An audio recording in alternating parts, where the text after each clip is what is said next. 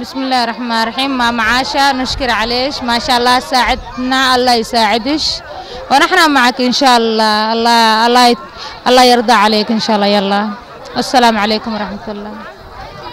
باسمي شخصيا كرئيس البعثة اليمنية في مقديشو وباسم الشعب اليمني وحكومة وشعبا وقيادة نشكر ماما عائشة.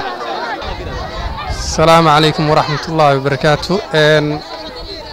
maanta waxaan imaanay walaalaheena Yemeniga oo qaxootiga ku ah wadanka Soomaaliya gaar ahaan safaaradoodan ku soo booqanay. run ahaantii sidaad arkaysiin maanta waxaan soo gaarsiinay gudaha safaaradda qaxootiga ku nool ee Yemen raashin bariis saliid timir caano boor iyo musaasado taasoo aan ugu talagalnay walaalaheen in noloshooda ay ka dhigtaan insha Allah. waxaan rajeynaynaa intaas in ka badan in aan la soo gaari doono hadduu Ilaahay yiraahdo. بسم الله الرحمن الرحيم والصلاة والسلام على سيدنا محمد وعلى آله وأصحابه أجمعين.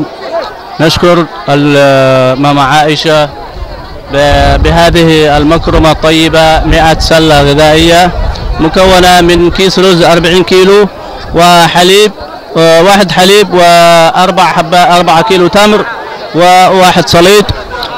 شكرا جزيلا جعلها الله في ميزان حسناتكم أنتم والقائمين على الجمعية والمؤسسة والذين يمولونكم.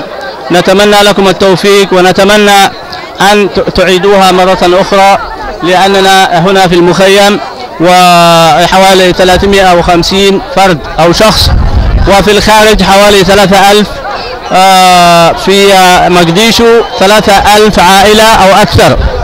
نتمنى أن تعيدوا الكرة وشكرا جزيلا وبارك الله فيكم والسلام عليكم ورحمة الله وبركاته.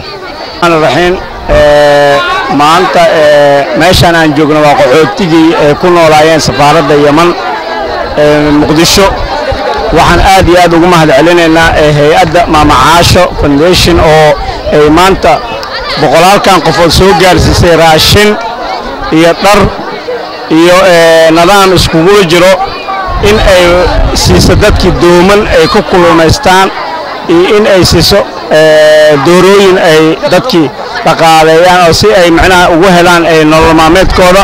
waxaan u ambaleynaynaa hay'adda Mama Caasho Foundation si ay markaas dadkan masaakiinta ay qaxootiga Yemeniinta dhaladka ah ee dalkooda dagaalada sokeeye ka dhacay si ay macnaha wax ugu qabato. waxaan leenahay ajri xasanaad Allah ka siiyo meesha ka keentina meel ka qeyr badan Ilaahay inuu ka isaal ayaan ku mahadcelinaynaa.